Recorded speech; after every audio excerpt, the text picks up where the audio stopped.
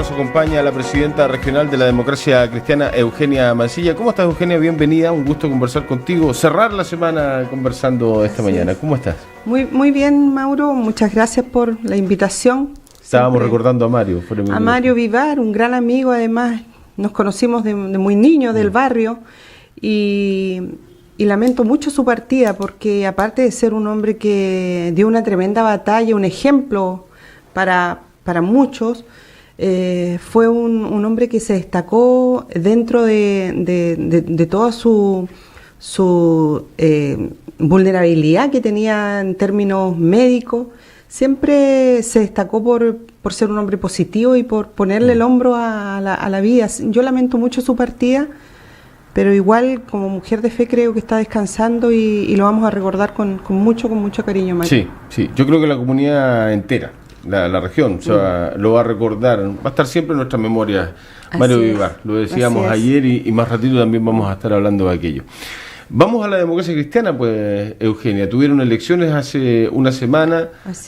Gana una lista a nivel central y gana otra corriente a nivel local. ¿Cómo lo analizan? Lo conversábamos ayer con la senadora, lo hablábamos también con Jaime Vera, que estuvo apoyando la campaña de Buroto. Hemos hablado con varios demócratas cristianos en las últimas semanas, analizando y viendo lo que venía con las elecciones y lo que ha sucedido, el post-elección. ¿Cuál es la visión, Eugenia? A ver, yo lo primero que quisiera destacar en esto es que nosotros con la elección de la dirigencia nacional cerramos un capítulo, cerramos una etapa compleja, dolorosa también para el partido, como ha sido este último año, una etapa de crisis. Yo soy de las que creo que estamos dando vuelta el capítulo, cerrando un capítulo con la elección de una nueva directiva nacional del partido. Ha sido un proceso desgastante con la salida de muchos militantes, como le llaman, históricos o personeros destacados del partido, pero tengo la convicción de que esta depuración o esta autodepuración de los militantes y del partido en general va a permitir que nosotros nos podamos poner de pie a partir de este momento y junto a la nueva directiva transitar en una nueva etapa. Nosotros hoy día no somos gobierno, somos oposición, tenemos todas las posibilidades y las condiciones para desarrollar un proceso de diálogo interno como es el Congreso Ideológico que se va a presentar durante todo el año. Es un congreso además que no es de un día ni un fin de semana. Claro. Es un estado permanente durante un año donde todo Chile, todas las bases de la democracia cristiana dialogan y actualizamos también nuestras propuestas para el país. Yo creo que es un momento importante y a propósito de tu pregunta, a la cual obviamente no le saco el bulto, como se dice, efectivamente, mira, ahí hay, yo diría como 3 puntos importantes a destacar. El primero, un contraste siempre de lo que sucede a nivel nacional con lo que sucede en Magallanes, y voy a partir por quizás lo más negativo. A nivel nacional se produce una importante votación, una importante participación. 13.000, ¿no? 15.800, para ser más exacto, el último reporte.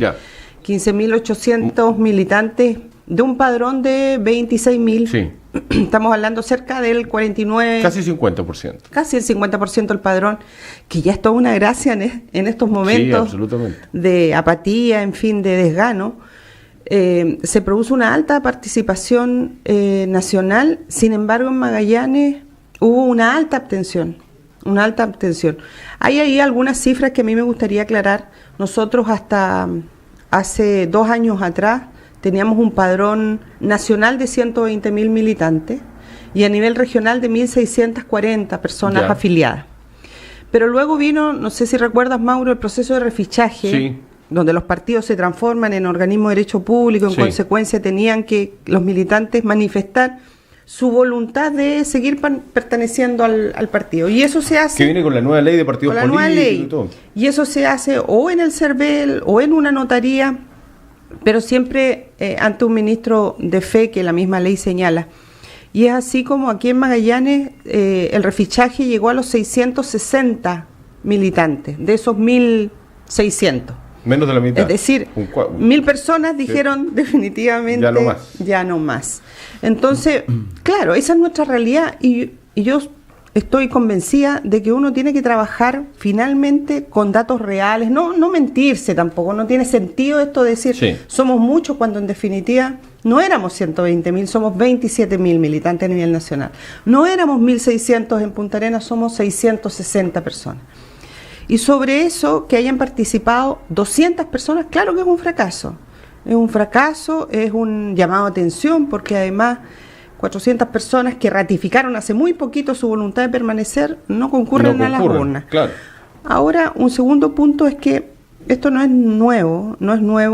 Las elecciones solo de directiva nacional son poco atractivas para el militante de región, sobre todo aquí en Magallanes.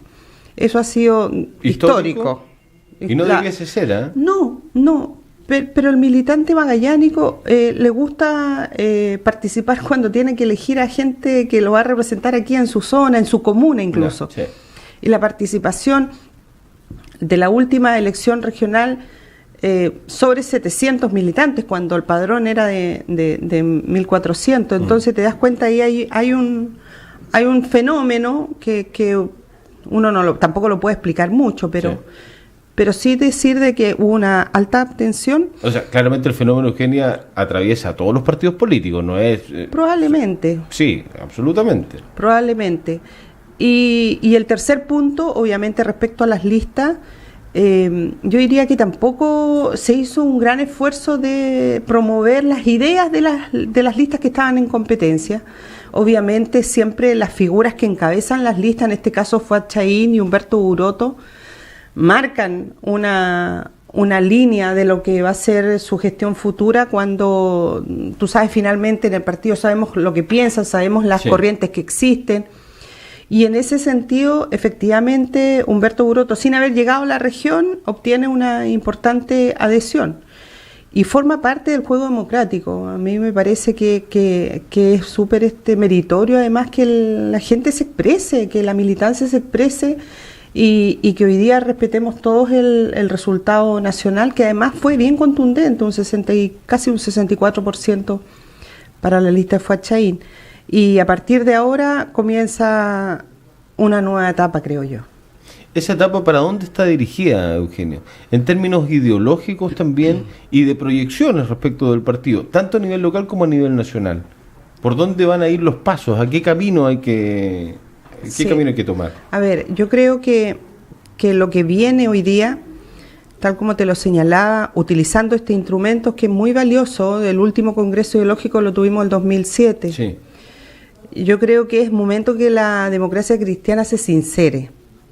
Hoy día que no tiene, creo yo, y espero, que no tiene frentes internos que estén en pugna desde el punto de vista ideológico, es decir, si nos hemos ratificado además nuestra voluntad de ser un partido de centro, un partido popular, un partido nacional, un partido humanista cristiano, tenemos que sincerarnos y ese sincerarse pasa por definir sin medias tintas qué opinamos sobre diferentes temas. Por ejemplo, ¿qué opinamos con la nacionalización del agua, por ejemplo? ¿Qué opinamos respecto a las pensiones? ¿Estamos de acuerdo en que el modelo económico ya ha hecho crisis en este país? Si vamos a dar una batalla finalmente por los trabajadores, por elevar ciertos estándares en la política, en la ética, en ponerle y cerrarle la puerta a todo atisbo de corrupción, y no esta cosa de que para algunos es bueno, para otros más o menos. Y yo creo que ese es el gran desafío que hoy día tiene la democracia cristiana a la luz de su ideología, a la luz de su doctrina. Y eso es lo que se viene este año. Pero también tenemos, creo yo, la posibilidad de analizar con mucha calma cuál van a ser finalmente nuestras políticas de alianza. ¿Qué es lo que aspiramos construir en el futuro? Hoy día, vuelvo a reiterar, somos oposición, pero obviamente un partido político siempre aspira al poder para transformar, ¿verdad?, la sociedad y poder aplicar tu programa. Primero tenemos que tener un programa, actualizar nuestra doctrina, nuestra ideología en función de los cambios que la propia sociedad ha efectuado. Y en tercer lugar, definir nuestra política de alianzas sin sesgo, y también ya lo más táctico. Después viene un proceso un poco más táctico, que es respecto a los procesos electorales que vienen. Uno siempre dice 4 años mucho, la verdad que no es tanto, en política no es tanto, porque tú los candidatos los preparas muchísimo tiempo antes. Es decir, tú no puedes levantar un candidato de la noche a la mañana y pensar que va a tener una gran adhesión, salvo que sean casos como así, como muy puntuales, sí, ¿no es cierto?, que de mucha popularidad. Pero muy de vez en cuando, sí. Entonces, pensando que ya vienen las elecciones municipales en un par de años más, hay que trabajar en función de las apuestas que uno tiene que hacer finalmente de cómo este partido, la Democracia Cristiana, vuelve a incorporarse al tejido social. ¿Cómo, a través de qué mecanismo, con quiénes vamos a llegar a trabajar nuevamente en organizaciones de base como los sindicatos, las federaciones de estudiantes, las juntas de vecinos, las organizaciones funcionales? En general, yo creo que ahí está la tarea de la Democracia Cristiana. Se han ido alejando, se fueron alejando un poco de eso. Yo diría que gran parte de la derrota tiene que ver con haberse alejado del mundo y del tejido social, que es ahí donde están los problemas reales de la población. Y si un partido político no conecta con los problemas reales de la población, difícilmente va a poder tener un éxito en las urnas. Estamos conversando con la presidenta de la Democracia Cristiana a nivel regional, Eugenia Mancilla Macías. Eugenia, tú lo dijiste hace un ratito, llegó el momento de sincerarse como partido. La ADC es un partido de centro, como tú me dijiste hace un ratito, somos un partido de centro, pero no dijiste centro-izquierda. ¿Son un partido de centro o de centro-izquierda? Porque acá la corriente que perdió la elección a nivel nacional, a nivel local, dice, acá ha ganado la centro-izquierda. ¿Te sientes de centro-izquierda? Mira, el partido nace, no quiero hacer un estudio social sobre los inicios de la Falange, pero la Democracia Cristiana siempre se instaló como un partido de centro político, como una alternativa entre las derechas y las izquierdas. Lógicamente, marca un hito lo que sucedió el 73 en el país, y obviamente que la Democracia Cristiana, salvo algunos casos bien excepcionales, siempre decidió trabajar en función de un bloque de centro-izquierda para recuperar la democracia, para darle un proyecto político al país. Y en ese sentido, yo considero que la Democracia Cristiana efectivamente hoy día es un partido de centro-izquierda, que pertenece a la fuerza de la centro-izquierda. Dudo que alguien diga que la Democracia Cristiana es un partido de izquierda, no lo somos, obviamente. En consecuencia, desde el punto de vista literal, somos un partido de centro, pero que dialoga, trabaja, y yo creo que se tiene que proyectar a través del bloque de la centroizquierda. ¿Están dispuestos a sentarse a conversar? Seguramente sí, porque sentarse a conversar no tiene no es ningún problema, con el Frente Amplio, con el Partido Comunista, que son donde existen las mayores diferencias en términos conceptuales, por decirlo de alguna forma, y que se dijeron públicamente hace un año o antes de las elecciones. ¿Se viene eso también? Se viene. Yo creo que un partido que hoy día quiere, insisto, representar parte importante de la sociedad, no se puede negar al diálogo, sobre todo con las fuerzas que hoy día están en la oposición.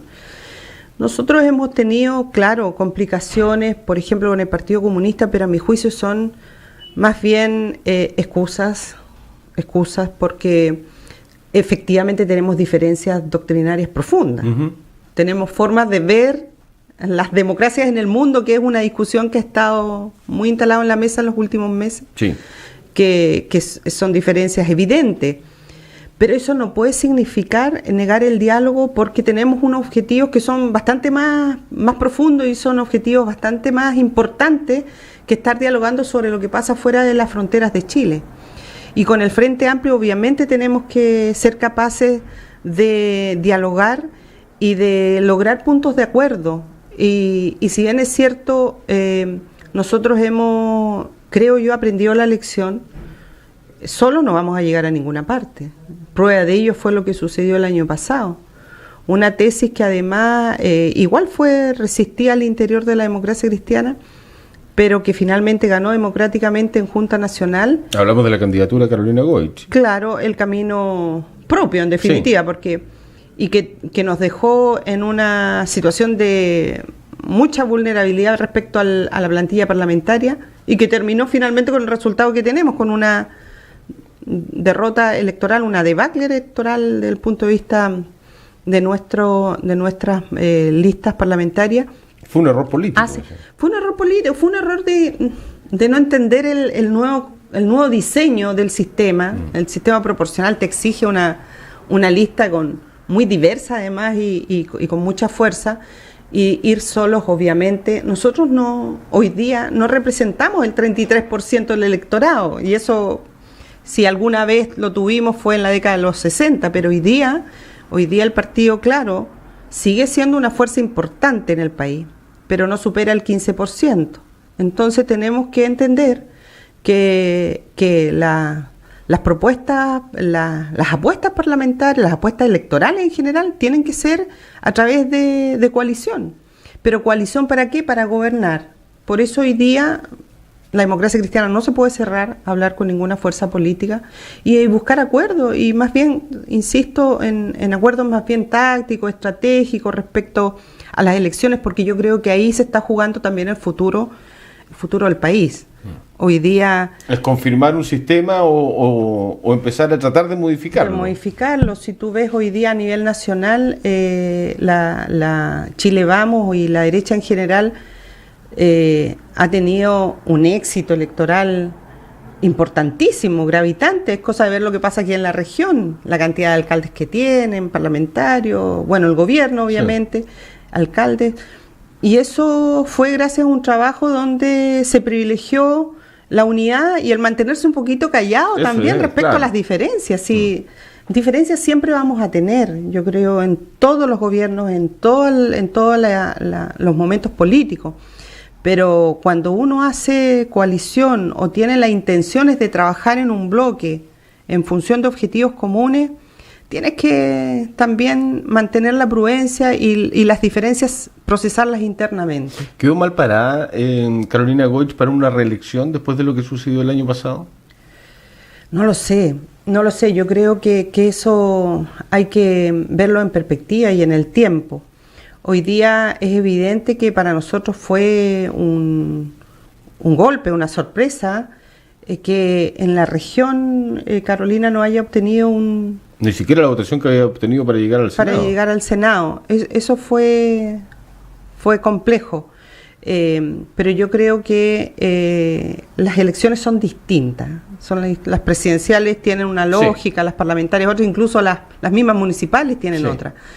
Y va a depender mucho del trabajo que haga en terreno Carolina, de recuperar esa adhesión que ella históricamente además ha tenido. Pensemos que siempre ha sido primera mayoría en todas las elecciones que ha, sí, participado, por lo tanto es un tema por verse y yo espero que recupere esa adhesión. ¿Y Eugenia Mancilla? ¿Para dónde mira? Porque vienen elecciones, pues, sí, vienen, claro, municipales, viene gobernador regional, que seguramente es una figura que le llama mucho la atención, ser gobernador regional, luego de haber sido intendenta, es una función similar, por decirlo de alguna forma. ¿Para dónde está mirando Eugenia Mancilla? Sí, esa elección de gobernador regional es muy llamativa desde el punto de vista de que va a ser la primera autoridad, sí, electa democráticamente, independiente de que hoy día existen conflictos respecto a las capacidades reales que va a tener esa figura de gobernar y administrar el territorio. Yo pienso que es súper trascendental esa elección.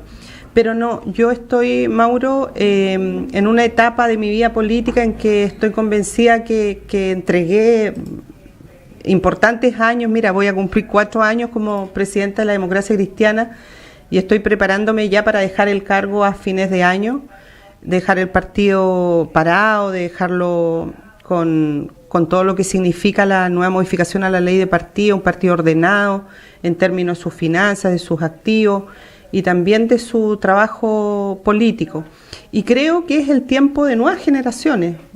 Yo ya hice mi proceso, Me hubiese encantado ser parlamentaria, no lo fui porque obviamente la votación, el votante así lo quiso y es legítimo aquello.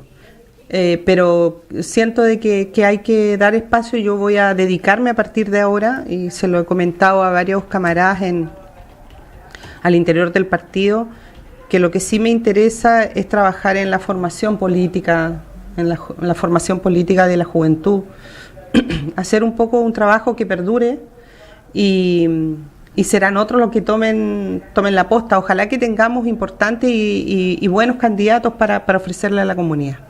O sea, ¿no te presentarías nuevamente a ningún cargo de elección popular? No, creo que ya la etapa está superada y te insisto, Mauro, con todo la pasión que le tengo a la política, creo que hoy día puedo hacer un aporte desde otro punto, desde otra instancia. Formar nuevos líderes. Formar nuevos líderes.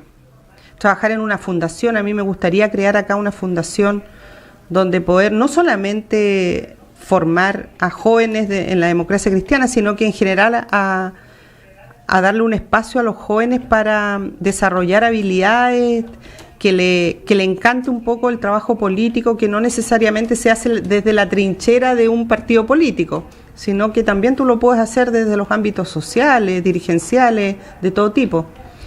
Así es que esos son mis objetivos y mis metas políticas. Armar gente, modernizar el partido, por decirlo de alguna forma. En la Juventud Demócrata Cristiana hay un magallánico que asume ahora en estos días, ¿no? O sea, sí. Hay tela que cortar. Hay tela, yo creo que en todos lados, Mauro, en todos los partidos, en todas las tendencias, hay jóvenes que están mirando con una, yo creo que una posición bastante crítica lo que ha sucedido con la política nacional en los últimos años, y no es muy bueno lo que podemos mostrar, pero sí yo creo que hay que dar espacio, renovar es súper importante, y los chicos hoy día traen una impronta, están súper conscientes además de lo que la sociedad está demandando, están muy involucrados en las demandas, son actores activos, son actores relevantes en todos los procesos, además de movilización nacional que han habido, y hay temas donde ellos quisieran quizás profundizar un poco más, pero si nosotros que ya estamos de retorno en este camino y que hemos vivido años de trabajo político, no somos generosos en términos de acompañarlo, de formarlo, pero también de darle los espacios. Uh-huh. Porque no saca nada con formar a alguien si no le vas a dar los espacios. Si no le das los espacios para que ellos también desarrollen sus habilidades, dirijan y también se equivoquen como nosotros lo hicimos. Si todos nosotros hemos transitado en caminos que no necesariamente han sido positivos, también hemos cometido errores, somos seres humanos, pero los jóvenes necesitan espacio y por eso es tan virtuoso lo que ha pasado con el Frente Amplio, que es un movimiento que yo observo con bastante alegría en términos de que, si bien es cierto, no todos son jóvenes o lolos, como uno le quiere llamar, sí. Son personas que tienen el gran valor de darle espacio a rostros que no son conocidos, le dan la posibilidad de dirigir los destinos de un movimiento. Son extremadamente democráticos en sus decisiones y eso es un buen ejemplo desde el punto de vista de cómo ha ido mutando la política en el mundo incluso. Te invito a colocarte los audífonos. Tenemos una llamada en línea de alguna auditora o auditor. Buenos días, ¿con quién hablamos? Hola Mauro, buenos días. Buen día. Hola Juanita. ¿Cómo estás, Juanita? Gusto de escucharte. Bien. Estuviste en silencio, por eso no llamé antes, porque no sabía lo que hablaba María Eugenia. Parece que hubo ahí algún tema con el audio, sí. Pero bueno, la entrevista se repite en la tarde, después en la noche, así que no hay ningún problema. Cuéntanos, Juanita, te está escuchando Eugenia. Hola María Eugenia, ¿cómo estás? Hola Juanita, muy bien. ¿Y tú? Ya no nos encontramos para copuchar, ya no te veo en el supermercado. No, pues. Ya, oye, mira María Eugenia, te felicito lo que estás haciendo. Quizás es tarde que no te hayas retirado antes, porque desgraciadamente tú nunca fuiste apoyada para que tenga un cargo. No solamente por los que son demás de cristianos, porque tú sabes que la mujer cristiana está separada, está dividida. pero te felicito lo que estás haciendo. Muchas gracias. No es tarde, y ojalá que también, así como tú lo haces, lo haría el señor Morano y también la senadora Goich. La gente ya no los quiere. Discúlpame que te diga, María Eugenia. En tu partido hay muchas diferencias. Hay gente antigua, aunque es cristiana, y te lo puedo decir, como yo respeto a mi familia por parte mía, ya no votan ellos, porque están descontentos con la democracia cristiana. Te felicito, que te vaya bien en lo que tú ahora ya quieras hacer más adelante. Gracias por escucharme y ya lo veremos. Chao, Juanita, Muchas buen gracias, día. Juanita. ¿Es verdad que no te apoyaron? Históricamente te faltó apoyo. ¿Sentiste que podrías haber tenido más apoyo en este camino político? Yo creo que las faltas de apoyo, yo en algún momento obviamente lo sentí, pero como dicen, la política es sin llorar, Sí, pues, muchas claro. veces.